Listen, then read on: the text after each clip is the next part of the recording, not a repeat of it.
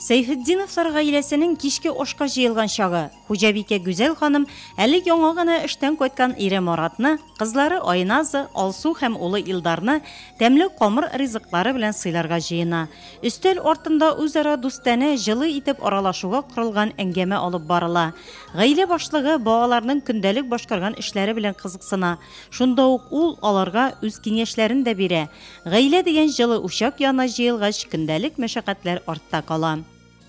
Гаилә бик зур бәхет ул. Эштән мин шатланып кайтам. Эштәге барлык мәшәкатьләрне урамда калдырам. Өйгә күтәренке кәеф белән керәм. Чөнки өйдә мине яраткан хатыным, яраткан балаларым көтә. Мин алар белән иң кызыклы вакытларымны үткәрәм.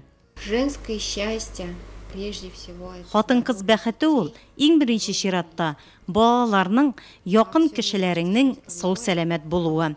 Калганы тормыш алып бару, барысы да хатын-кыздан тора.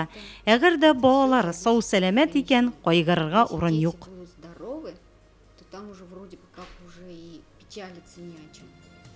Марат һәм Гүзәл Сейфетдиновларны гаилә корып яши башлауларына 20 ел. Икесе дә Лениногорск шәһәреннән. Казан дәүләт университетының геология факультетын тәмамлаганнар. Сейфетдиновлар гаиләсе 2003 елдан бирле Нурлатта. Марат Әхмәтзия улы хезмәт юлын бораулаучы ярдәмчесе булып башлаган булса, хәзер Нурлатнефть НГДУсында баш геолог вазифасында. Познакомились мы на работе. Без эштә таныштык. Без икебез дә геологлар. Бер үк университетны тәмамладык. Бер үк белгечлек буенча. Бер предприятиедә эшләдек. Шунда ук таныштык та. То есть работа для нас все. Сейфетдиновлар күп балалы гаилә. 3 баланы тәрбияләү җиңел түгел әлбәттә. Ирле хатынны Сейфетдиновлар бу вазифаны бергәләп башкаралар.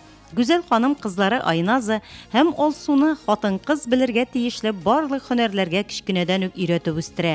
Чөнки хуҗабикә үзе дә бу шөгыльләргә әбисеннән, әнисеннән өйрәнеп үскән. В одном древнем писании написано, что Борынгы риваяттә язылганча, хатын-кызны өйрәтү ул милләтне өйрәтү дигән сүз. Шуңа да кызларны тәрбияләүгә зур игътибар бирәбез. Минем уйлавымча, хатын-кыз барысында эшли белергә тиеш. Ул бәйләргә, шигәргә, пешерә белергә, җыештырырга, юарга һәм бакчада эшли белергә тиеш. Кызларым өстәвенә фортепианода уйныйлар, бииләр. Хатын-кыз кул эшләренә оста булырга тиеш дип уйлыйм мин. играть еще плюс ко всему.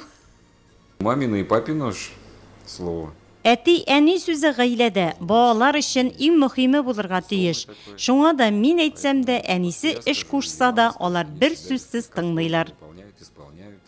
У нас главный папа. Безнең гаиләдә әтиләре баш. Әгәр әтиләре юк дип әйтә икән, балалар аның сүзенә каршы килмиләр. Хезмәт кешене тәрбияли. Шуңа да без балаларны хезмәтне яратырга кичкенәдән өйрәтәбез. Әмма таләп итмибез. Безнең бакчада эшләгәнне күрә алар, чыгалар, безнең белән бергә эшлиләр.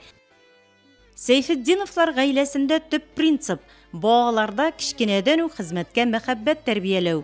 Әнә уллары Илдар җәйге каникул вакытында эшкә урнашкан.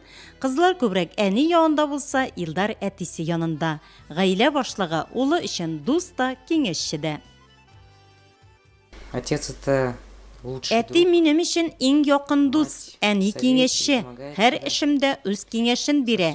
Әти белән бөтен эшне бергәләп эшлибез. Ял иткәндә дә бергә без әти белән. Әти, әни минем өчен кадерле кешеләр. Алар безне яраталар, булышалар. Любит. Семья — это мой дом. Для меня семья Гаилә — ул это минем йортым. Минем өчен безнең гаиләбез бик кадерле. Гаилә ул ныклы терәк. Яраткан әти, әнием, энем һәм сеңелем. Мин әнидән үрнәк алам. Ул бик уңган хатын-кыз. Бик тәмле итеп пешерә. Һәр вакыт үз киңәшен бирә. Һәр башлангычыбызны хуплый. Бер кайчан мине авыр чакта ташламый. бросает меня в трудную минуту. Мен үзем нәрсәне эшлим, ул миңа булыша. Без чыгабыз урамга, допустим, весной. Яз көне бакча эшләре тотынгач, улым минем белән бер рәттән эшли. Җирне бергә казыйбыз, бик булыша. Быел 8нче сыйныфны тәмамлады.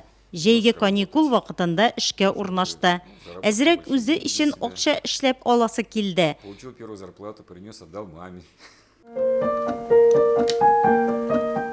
Айназа белән Алсу икесе дә иҗатка тартылган. Айназа балалар сәнгать мәктәбен тәмамлаган, бик матур итеп фортепианода уйный. Быел 11нче сыйныфны алтын медальгә тәмамлаган Айназаның теләге әти-әнисе кебек үк геолог булу. Алсу исә бию белән шөгыльләнә. Гаилә әгъзалары кичләрен бергәләп кызларның чыгышын карый.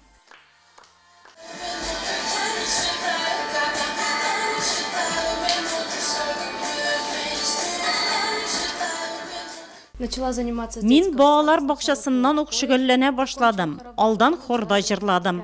Аны тәмамлагач, фортепианода уйнарга өйрәнә башладым. Музыка минем өчен яраткан шөгыль. Барлык проблемалардан читкә китеп, онытылу һәм ял итү өчен музыка бик булыша. Моңа кадәр бердәм дәүләт имтиханнарына әзерләндем. Самое главное, кеше булсыннар. Һөнәр сайлаганда балаларның теләкләренә каршы килмибез. Кайда укыйсылары килә, шушы уку йортын сайласыннар. Спортны да үз итә Сәйфетдиновлар. Бергәләп кышын чаңгыда шуулар, җәен велосипедта йөрүләр, физик күнегүләр белән шөгыльләнүләр аларда гадәткә кергән. Әле Сәйфетдиновлар гаилә белән балыкка йөрергә дә ярата. Бакча эшләрендә дә бергә алар. Теплицада кыяр өлгергән, мул итеп яшелчә үстергәннәр, розалар ишек алдын бизи. Әнә шулай, хезмәтне ял белән бергә бәйләп, һәркемгә үрнәк булып, мәхәббәт дигән олы хисне 20 ел саклап яши Марат һәм Гүзәл Сәйфетдиновлар.